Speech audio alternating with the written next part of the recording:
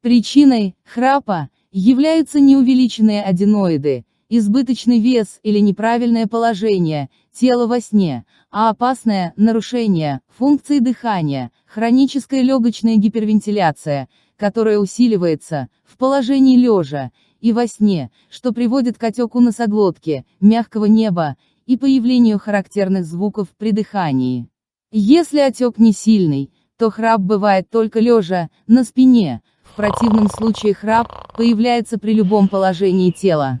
Критическое возрастание легочной вентиляции и изменение газовых констант до несовместимых с жизнью приводит к остановке дыхания во сне, в результате которой частично нормализуется содержание дыхательных газов до минимально допустимых значений, и дыхание возобновляется. При отсутствии должного лечения, гипервентиляции легких во сне может привести к развитию дефицита углекислоты, несовместимого с жизнью. Поэтому устранение глубокого дыхания и нормализация функций дыхания в целом дают фактически стопроцентную гарантию выздоровления и излечения такой проблемы, как храп.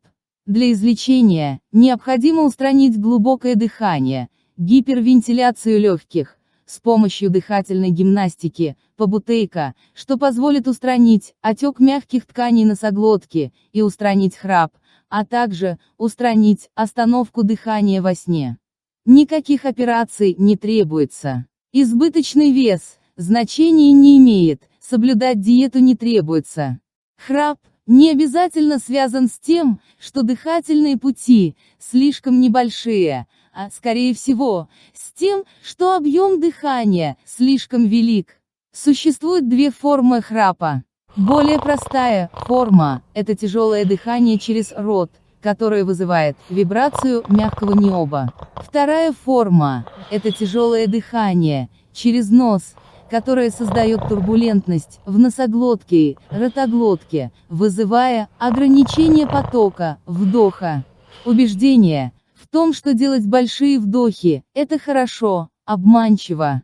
Нас дезинформируют инструкторы тренажерного зала, тренеры и работники средств массовой информации, поощряя практику увеличения объема вдоха, чтобы, якобы, поступало большее количество кислорода в организм.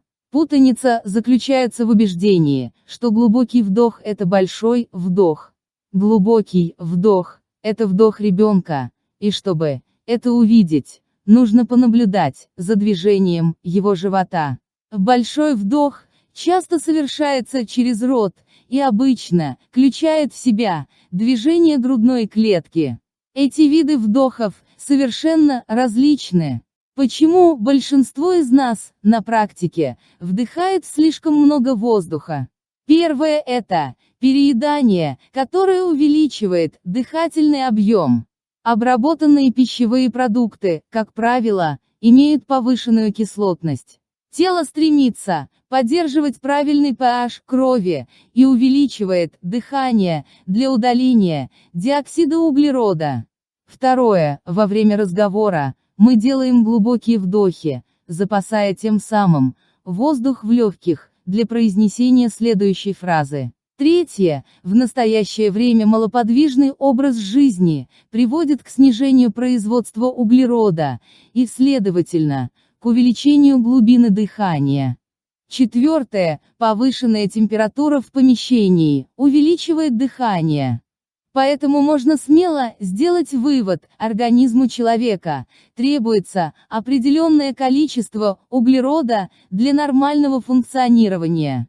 Для этого нужно меньше дышать и выполнять простые упражнения каждый день, позволяющие человеку дышать неглубоко, создавая оптимальный объем углекислоты в легких. Углекислый газ является, по сути, более фундаментальным компонентом живой материи, нежели кислород. Нормальное дыхание – ключ к жизненному здоровью человека. Углекислый газ расслабляет гладкие мышцы, которые окружают дыхательные пути, артерии и капилляры. Другими словами, когда вы тяжело дышите, Оксигенация мозга значительно уменьшается. Именно поэтому потеря углерода из легких приводит к сужению дыхательных путей и, как следствие, к астме и хроническому храпу во сне. И наоборот, чем спокойнее и тише вы дышите, тем, в большей степени, ваши кровеносные сосуды и дыхательные пути остаются открытыми. Все дыхательные упражнения, которые будут подробно описаны далее, имеют принципиальное сходство.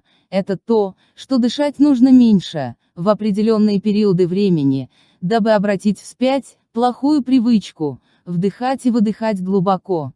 Для устранения бессонницы, храпа, а также для обеспечения глубокого спокойного сна при пробуждении применяются следующие решения. Первое. Чем короче вдох и выдох, тем лучше. Второе. Дышите только носом, вдох и выдох. Третье. Снижение объема дыхания с помощью релаксации или задержки дыхания, не дышать в течение 20 или 30 секунд, по 3 подхода, за 15 минут, перед сном. Это позволит обеспечить постоянный и глубокий сон. Обращаю внимание, вдох и выдох только через нос. Четвертое. Отказ от пищи за 2 часа перед сном, так как пища увеличивает дыхание.